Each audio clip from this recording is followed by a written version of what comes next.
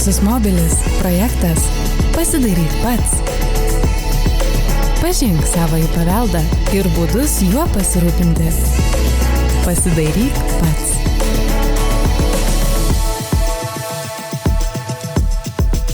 Lietuva – Lietuvos šalis. Todėl nieko nuostabaus, kad pagrindinė istorinių statinių grėsmė yra drėgmė, kitaip tariant vanduo. Ir įvairiausiamis formomis. Ar tai yra skystis, ledas, garai, kryptimis, dangus, žemė, net pratrūkę vamzdynai ir taip ištisus metus. Kad vanduo visai nenutplautų mūsų paveldo, šiandien Fixus Mobilis specialistai pasidalins savo patarimais, kaip atpažinti cheminę koroziją ir kapiliarinę drėgmę. Pastatuose vienas iš didžiausių priešų yra drėgmė. Perteklinė drėgmė. Perteklinė. Iš kur jinai atsiranda? Kažkiek jos yra šiaip ore, kažkiek atneša mes, kvėpuodami, nesandarumai, plyšiai, netinkama, nesutvarkyta vandens sistema. Tai kas eina arba per stogą, arba ateina iš žemės, jeigu nėra, pavyzdžiui, hidroizoliacijos įrengtos. Gerai. Kaip kovoti, jeigu jau negalim sakyti per vėlu, bet jau bėda?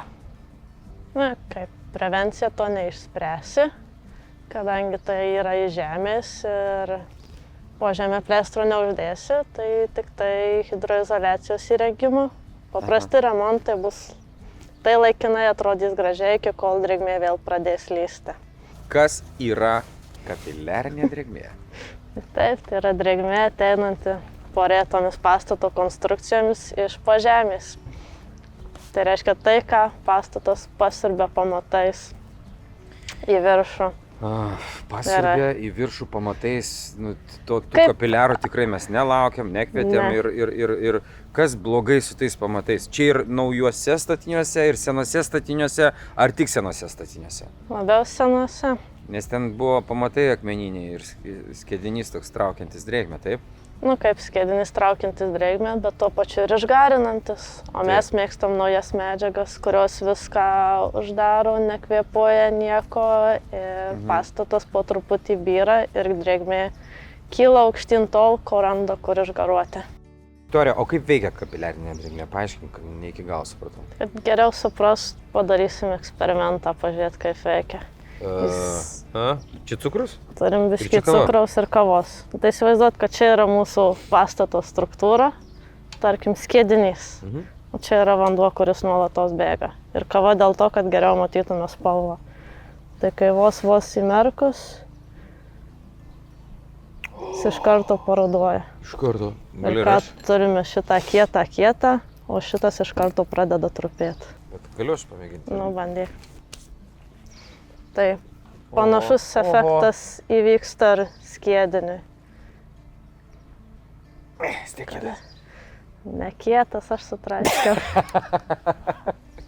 Tai tas pats efektas vyksta ir su pastato struktūra, pamatais, skiediniais, plytos prasideda dūlėjimai, kai nuolatos realiai viskas mirksta vandenyje. Taip pat Lietuva pasižymi tuo, kad turi vasaros ir žiemos sezonus, tai reiškia, mes turime šalčio ciklus. Ir kas nutinka, kai pradeda šalti? Plečiasi šitas dėl to, kad ledas plečia. Taip, ledas plečiasi ir... Jisai drasko tą skiedinį, sprogdina ir visas namas. Nu, ne taip greitai gal, bet principas šitas. Taip. Kapiliarinė drėgmė tik yra koks pastato navikas. Kaip kartai visiems laikams efektingai atsikratyti kapiliarinės drėgmės, kad nereikėtų nuolat daryti remontų? Kaip teks investuoti šiek tiek daugiau ir įrengti pamatų hidroizoliaciją. Priežiūra šios problemos neišspręsi. Yra vienintelis būdas ar keli? Yra keli būdai, priklausomai nuo to, koks tai yra pastatas ir projektuotojas parenka būdą. Tai vienas iš būdų yra atsikasti visą pamatą ir įrengti kaip po žeminės dalies visą pamatą apjuosti hidroizoliacinę medžiagą, kad sukurti barjerą. Antrasis būtų injekavimas, tai paviršinis būdas. Išgręžiamos skylės, jos yra užpildomos specialia medžiaga, polimerais ir drėgmė kildama pamatų pakyla iki jų ir išgaruoja į išorę. ir aukščiau nebekyla. Tai kaip ir sukuri konkretų tašką, kur tavo drėgmė pasišalina iš pamato. Tarsi kyla šaltinis ir yra, kur jam išgaruoti. Ir jis ten išgaruoja. Trečias būdas – sanuojantis tinkas. Tai realiai tai yra kaip kompresas pastatui. Jis yra užtepamas, jame yra irgi speciali medžiaga, kuri į save sutraukia drėgmę. Tai nėra gražus dalykas ir jis nebus gražus dalykas, jo funkcija yra kompreso. Užtepė, sutraukė drėgmę, jį numuši, jeigu reikia, tepi vėl. Ir ketvirtas būdas yra šių būdų deriniai. Nebūtinai vienas būdas gali būti, tai gali būti derinama. Pavyzdžiui, įrengiama hidroizoliacija, bet mūras yra dar drėgnas. Tai užtepamas dar sanuojantis tinkas, kad tą drėgmę ištraukti ir mūras būtų sausas. Pavyzdžiui, sanuojantis tinkas, kuriam laikui yra įprastai užtepamas ir paskiau nugrėžia? Čia metams, pusė metų? Viskas priklauso nuo to, kiek yra drėgmės, kiek yra pažeista. Gal per metus pritrauks, gal per kelis, gal jis beveik jau sausas. Tai yra individuali situacija, daromi drėgmės tyrimai. Po kiekvieno numušimo tinko taip pat tikrinama, kiek dar drėgmės yra, nes kažkiek drėgmės jos natūralu, kad yra. Yra santykinis oro drėgnis, jos yra, bet tikslas yra pašalinti perteklių. Ar prie drėgmės pavojaus, prie kapiliarinės drėgmės pavojaus, kaip man atrodo, visą laiką reikia nukasti pastato pamatą, teisingai? Bet kuriuo atveju? Įrengiant pilną požeminę. Jeigu tai yra injekavimas, tai daroma paviršiui. Tai paprasčiau. Tai paprastesnis. Nereikia prakaituoti ir iššvaistyti energijos statybininkų. Gerai, o tas... Sanuojantis tinkas? tą ir norėjau paminėti.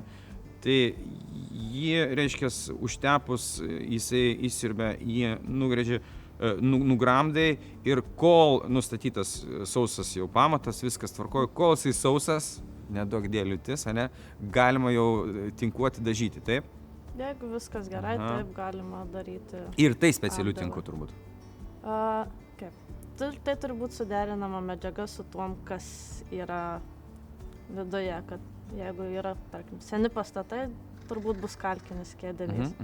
Jis yra kvėpuojantis, tai natūralu, kad ir kiti sluoksniai turėtų būti atitinkamų fizinių ir mechaninių savybių, kad oras, drėgmė judėtų per pamatą, kad konstrukcija vis tiek vėdintųsi ir nebūtų uždaroma niekas viduje. Tai atitinkamai ir tinko sudėti rinkti ir dažus, kad jie būtų kvėpuojantis. Inga, mes stojame lauke, išorinė siena šalia, ji yra...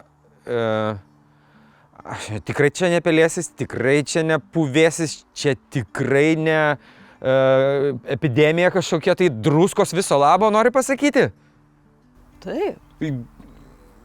Kas dar čia gali būti? Man tai atrodo, aš bijočiau prisiliesti, jeigu nežinočiau, kad čia viso labo tos pačios druskos, kurios Rusy būna, o jos aš ir iššokiruotas ir pirmas kartas, kai išoriniai sienai dedasi tokie bardakai. Tu sakai viso labo, bet šiaip pastatui nėra jos viso labo, nes tikrai druskos kenkia.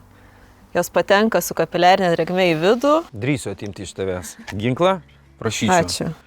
Kalbėkite, o aš parodysiu. Ir ardo statybinės medžiagas. Tai čia labai geras pavyzdys yra, kaip mes matome, ir skiedinio yra išplauta. Skiedinys tapęs smėliu. Taip, tiesiog čia galima išpūsti. Plyta molinė tapusi vafliu. Taip, atsisluoksnevę, visos nukrenta labai lengvai ir čia, žiūrėk, ir druskos atsiranda tose vietose. Druska valdo. Taip, čia jau šitoj vietoje yra visiškai druska užvaldžiusi. Druska galima pašalinti taip, kad grįžtų plytų vaizdai ir namas stovėtų toliau ir skiedinys tvirtas taptų. Tai jeigu mes pažiūrėtume į šitus pavyzdžius, aišku, jau plytos nebetaps tokios, kokios buvo. Taip, jas reikėtų keisti. Skiedinys irgi reikėtų jį tiesiog išvalyti pažeistą ir... Aš atsiprašau, neklaidinom žiūrovą arba šeimininkų. Ar tikrai plytas reikia keisti? Nereikia keisti. Ta prasme, tu įsivaizduoji, čia tokios storios sienos ir reikia viską išimti ir... Ne.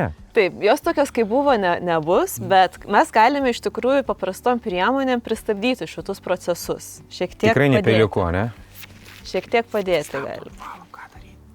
Taip, tai dabar, kad ta drėgmė, jinai, taip sakant, dar labiau nepažeistų, reiktų tas druskas nuvalyti. Tai šiuo atveju, pasižiūrėk, mes bandėm valyti su šepečiu, bet jos nelabai valosi, taip, nes čia yra tokia kieta plutelė susidariusi. Tai aš tau duodu peilį, prašau, šiupeliukas, kad druskos ant žemės nebėgtų ir su peiliu tą reikėtų plutelę Va, šitaip, teisingai. Nes jos ne visą laiką taip lengvai tiesiog nusivalo. O tų priežasčių, kodėl druskos atsiranda, tai gali būti daug ir ką mes galime iš tikrųjų nemažai padaryti, kad sumažintume. Tai būtų ir, kaip ir tavo minėtas, čia, sakykime, vijoklis kažkoks užaugęs, tai visą augmeniją pašalinti, taip pat kiauras stogas, kad vanduo nebėgtų, hidroizoliacija, kad iš grunto nekiltų drėgmė. Taip pat jeigu, kaip ir to minėtas vijoklis, ar būna, sakykime, ant konstrukcijų, ant stogo, užauga irgi kažkokie tai augalai ir jų puvimo procese irgi gali susidaryti druskos, kurios, pažeidžia tiesiog mūrą. Taip pat tiesiog nepilti druskų šalia pastato žiemą, ne? Druskų šalia, kas pila druskų šalia pastato? Žiemą, kad nebūtų slidus keliai, ypač mieste.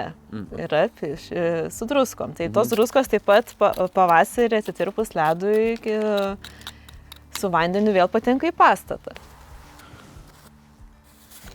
O! Ir visas taip lengvai nusivalo? Ne, tikrai ne visas. Taip. Oho, netgi, žiūrėk, visiškai balta druska. Taip. Raudonų dalelių net nėra. O šita, čia kitokia kategorija. Pamėginam? Tai jau čia sunkiau yra, jau čia reikia pagremžti sargiau. Dėl to taip reikėtų tiesiog nelaukti, kol atsitiks toksai. Ir kur dabar šitą druską veši? Tai jeigu mes norim iš tikrųjų ištirti sieną, koks tas yra pažeidimas, ir jisai labai didelis, tai mes paimam, paprastai ne tik druską, paimam su tinku, mėginį ir vežam ir laboratoriją. Tai mes tenais ir pasižiūrėsime, kaip tos druskos yra tyriamos. Atskirą mėginį su tinku į vieną krūvelę, o nuo plytos į kitą?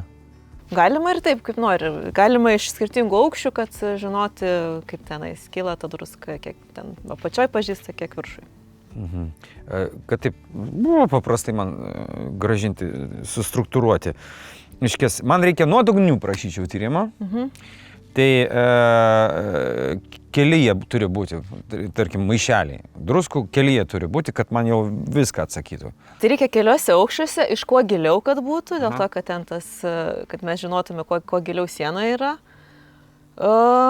Ir jeigu mes tik norime šitą plotelį, tai mažiau. Jeigu norime visą pastatą, tada... Ne, man atrodo, šitas plotelis atsakys labai daug apie visą pastatą. Tai realiai keliuose aukščiuose turėtų užtekti. Į laboratoriją šitą galima kaip tyrimą vežti druskelės nuo plytų?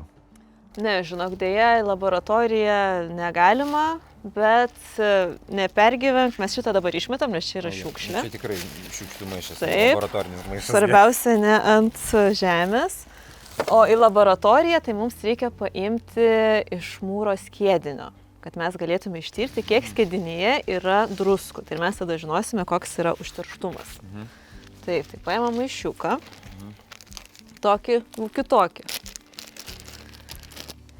Ir su skalpeliu arba su peiliu. Aš čia pasidėsiu. Paimam, pasižiūrim, kur čia nais tas... Minkštesnis, kad jisai lengviau pasiimtų. Ir stengiamės iš kuo giliau. Žinotume užterštumą gilesnėse sluoksniuose. Su grąžtu prievi, ir... Nu, su grąžtu gal čia jau per... Taip, per daug intervencija didelė. Jeigu, sakykime, su grąžtu, ten būna ir drėgnumą mūsų skiedinio tikrina, ir už taip giliai visai iš sienos, tai ten jau reikalingas leidimas, tai jau skaitos yra ardomieji tyrimai. Nu va, Tai tokį nuvežam. Koks čia svoris maždaug turi būti nuvežtas, kad ne mažiau? Nu, apie 20-30 gramų. Gramų į laboratoriją. Jiem užteks. Gerai. Šiuo metu mes esame tyrimo laboratorijoje, kur kiekvienas tyrimas prilygsta detektyvui ir Eglė, jūs vienintelė man galite atsakyti, kiek, kokios druskos slepiasi pastato tinke ir išvis kaip atsiranda jos ten. Druskas gali ateiti įvairiausiais keliais, jos gali kilti su gruntiniais vandenimis, per pamatus ir kapiliarinės drėgmės pagalba kilti aukštyn. Gali dėl rūgščiųjų lietų, taip, gali būti paukščių, gyvūnų, kitų ir tų pačių žmonių išmatos, ekskrementai bei šlapimas, taip pat pūvantis augalai aplinkui, dulėjančios medžiagos, pačios statybinės medžiagos iš to pastato, tarp kitko ir pūvanti mediena kaip konstrukcija irgi sukelia druskas. Jo? Taip. Tai va, tos druskų mes ką pagrindę tikrinam, tai chloridus, sulfatus, nitratus, nitritus. Ir skirtingos druskos atsiranda dėl skirtingų šitų priežasčių.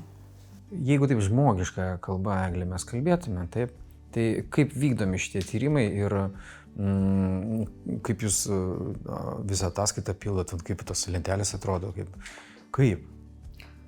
Tai mes gaunam mėginį, užsipilam, palaukiam, palaikom, kol užsipilam vandenį. Čia vandenyje tirpstančios druskos, tai jos pereina į vandenį iš tinko, iš mūro skiedinio. Ir tada... Čia šiuo metu jūs pakeliate, čia yra mūro skiedinys, taip? Mirkomas vandenyje, paprastam vandenyje? Taip, paprastam distiliuotam. Kiek laiko mirkote? Reikėtų bent kokias 20 minučių. Aha, tada? Ir tada atliekam, tada nufiltruojam, kad nebeliktų visų šitų tinko gabaliukų ar ten skiedinio kitoks gabaliukų ir tada atliekam spalvinės reakcijas atpažinimo, specifinės jono atpažinimo reakcijas. Papildomai naudojant kažkokią cheminę... Jo, naudojant atitinkamą reagentą, kiekvienam ten anionui, kurį reikia nustatyti, naudojam atitinkamą reagentą. Druska cheminiu tai požiūrį žiūrint, tai yra joninis junginys, yra sudaryta iš teigiamo kationo ir neigiamo aniono.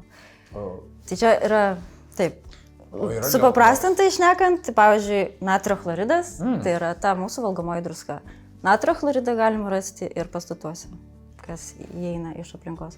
Bet ten yra įvairiausių, nebūtinai natrio, gali būti ir magnio, ta prasme. Tiek kationai, tiek anionai skiriasi. Ir mes nustatinėjom anionus ir nuo tos, kokia yra druska, priklauso pažeidimo lygis dažniausiai. Nes, pavyzdžiui, chloridai ganėtinai ir smarkiai pažeidžia chemiškai ir vien tik mechaniškai. Bet sulfatai, pažeidimai jų yra patys didžiausi, nes jų kristalai yra tokios adatos, ganėtinai didelės, santykinai taip kalbant, kaip apie druskas. Tai sulfatų adatos yra didelės kristalai ir jų mechaninis poveikis yra labai stiprus. Norėčiau pamatyti, kaipgi jūs eksperimentuojat, kaip dažot tos skysčius, ten tyrėt ir kaip jūs kaip detektyvė atliekat savo procedūrą, Gerai. Įsiaiškinant, kas yra kas. Taip, tai mes chloridus nustatom su sidabro nitratu. Sidabro jonas reaguoja su chloro jonu ir susidaro, iškrenta tokias baltos nuosėdos. Tai pabandysim. Čia sidabras? Čia sidabro chloridas dabar susidarė. Tai tokios baltos drumzlinos. Šitą galėčiau ir aš pakomentuoti, lygiai tokiais pat žodžiais netgi. Kas jum iš to? Lašinam paprastai vienodą reagento lašiukų skaičių, kad žinot, ir mes pagal tai, kiek nusėda, nusprendžiam, ar labai daug ar ne, galim pamatyti kiekius skirtingus. Supratau, galima dar kažką tai įlašinti ir dar kitą galim atspalvį gauti. Galim pažiūrėti sulfatas su bario chloridu. Su bario chloridu. Taip, irgi susidaro baltos drumzlės. Dar baltesnės drumzlės. Tirštėjam. O galima kažkokią tais reakciją, ar druskas sukelia reakciją, ar sidabro nitratą, ar dar kažką, ir tada putos, ir tada dūmai, ir tada sprogimas. Su druskam ne. Mes tokių reakcijų nedarom. Tai ko mes čia atėjom, aš galvoju, čia bus fontanai, o čia dabar... O galima spalvą kokį išgauti? Galim pažiūrėti nitratus ir nitritus. tai tada turėtų būti rožinis spalvos. O, jūs šitos dar neišnaudojat, pipėtės. Cinko gabaliukas. Cinkas redukuoja nitratus iki nitritų ir tada galim nustatyti su driso reagentu. Eglė, jūs taip šnekat, kad aš beveik viską suprantu. Taip.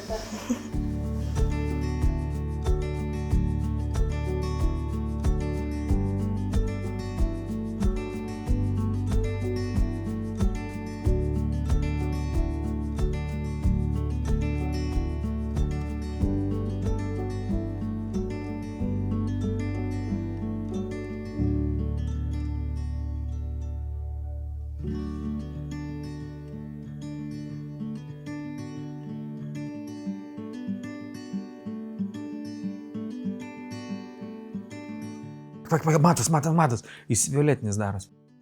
O tai kur čia, ten reagentas yra? Čia reagentas, čia druskas. Druskos. O tas kietas dalykas yra? Čia yra cinkas. Cinkas. Jo, metalas tas. Ir iš to, vat, kad jisai dabar tapo violetinis.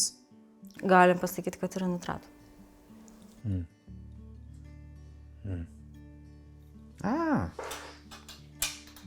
Eglė, jeigu eksperimento metu tyriant druskas iš skiedinio, reiškia, ne? Pastato seno, ar yra kažkokia spalva arba susidaręs kokteilis, kuris raudona šviesa? Jūs su greitaja, su gaisrinė važiuojat į objektą gelbėdami, nes jam yra šakės. Ne. Suprantate apie ką aš? Būna tokių druskų, kur jau ten... Būna. Tai sakykit, koks jos vardas, taigi mes dabar tyrimą darom, kas tas didžiausias nusikaltėlis? Sulfatas. Ai, tas sulfatas. Taip. Chloridai irgi. O tai kuris čia buvo sulfatas?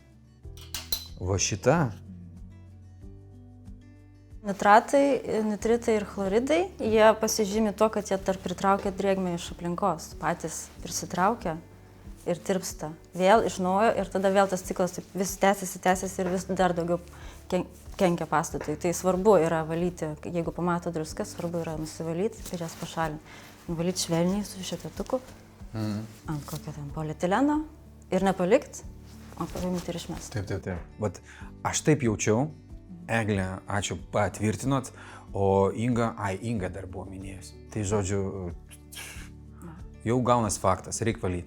Taip. Eglė, ačiū, kad patvirtinot tą druskų klausimą, kad reikia valyti, šluoti ir prižiūrėti. Ir aš ties taip priešinus, galvojau, reikia padaryti tyrimus, tada kviesti šitą didžiulę kompaniją, kuri ten profesionaliai ten valytų, ten plautų, dar kažką tais. Bet grįžtu pas Ingą ir mes kartu draugiškai va taip ir neskubėdami atliksime šią misiją svarbę. Taip. Gelbėm pastatą.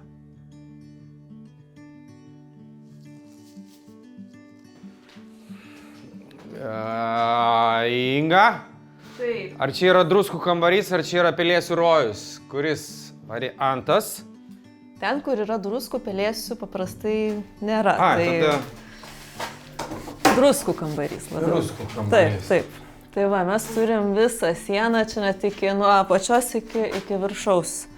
Druskom yra, druskų pukelius galima matyti.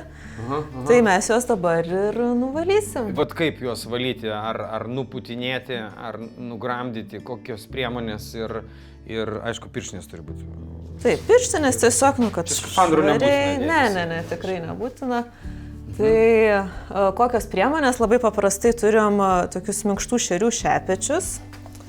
Galim Prašau. Ir... Minkštų šerių, klausim. Taip. Čia yra kieto, netgi būna metaliniai šeriukai tokie. Ne, metalinių tai tikrai negalima, nes bus pažeistas paviršius tinko arba plytų, jeigu, sakykim, nuo plytų valom. Ir pasižiūrim, kokios druskos. Šiandien yra tokios pukelis, kuris šiaip gana tikrai lengvai nusivalo. Tai tiesiog kas yra svarbu, kad jos nenubirėtų ant žemės. Tai irgi pasiemam kažkokį ar šiupeliuką, ar kibirą, ar susirenkam, ar pasitiesiam kažką, tai ir nusivalom. Tas viena lengvai valosi. Stengiamės, kad nenubirėtų. Galiu aš pamėginti ir klausinėti toliau. Yra čia skirtingi fragmentai tos druskos, erozijos. O čia jau net dažų nebėra. Taip. Čia jau lupinėjasi. Čia lupinėjasi tie dažai. Čia dar druska yra, bet dažai irgi laikosi. Taip. Tai jeigu aš stipriau pavalau, tai ir su dažais, man atrodo. Taip, nes čia tokie gana minkšti kalkiniai, matyti dažai ir jie irgi patys valosi. Čia tikrai nepelėsis, čia druska tiesiog jinai pilkšva. Taip, čia matyti kažkoks prabėgimas ir to purvo yra atsirado ant sienų. Ar gali tokie mirtingieji kaip aš savo rankiškai paimti, ateiti į Rusiją, kad ir kokius su savo kultūros paveldo namelyje ir krapštytis ten Rusijai, tas druskom mėgautis? Jeigu mes galim nepažeisdami to paviršiaus ir dažniausiai galim nuvalyti, tai taip, bet jeigu pavyzdžiui yra, sakykime, pirmam aukšte arba kažkur tai, kur yra kažkokios tai ar polichromijos, ar kažkokie tai saugomi paviršiai, tada jau reikėtų patiems nevalyti, o kryptis į specialistus, kad jie jaus šitą problemą išspręstų, dėl to, kad mes tiesiog galim pažeisti vertingąsias savybės, nebesugrįžtamai. Geriausiai tiesiog iš šiukšlių maišą kažkokį ir išnešti iš pastato, kad jos vėl kokiu nors tai būdu nesugrįžtų ir ne į konstrukciją ir vėl Gerai skamba, kad nesugrįžtų druskos atgal į savo gimtinę. Jeigu ten yra smulkmenėlė ir toksai nekalts pavyzdys, tai čia yra tragedija, tu pasižiūrėk. Taip, tai matome, kad yra tikrai labai daug, tai geriau palikti. Labai aiškiai matosi druskos ant paviršiaus, tokie pukeliai. Išsikristalizavę ir greičiausiai, jeigu tas nekristų, tai ten irgi būtų daug druskų papačia, bet paliekam. Čia kaip senovinės sienos atsiknojusi oda. Čia žaizda iš tikrųjų yra žaizda. Šitas gražus pavyzdys, kristalai. Taip, tai čia labai aiškiai matosi ir matyti tiesiog, kadangi jis yra už to vamzdžio, jisai taip nenukrenta paprastai. Ir jo pavamzdis sustoja. Taip, čia tai ir ventiliacija, jo, ir jeigu kažkas vaikšto ir labai daug prisikaupia, čia būtų tokios sienos visos, jeigu nebūtų nubyrėjusios tos druskos pačios. Va, kaip atrodo. Čia tikrai druska, čia ne vata?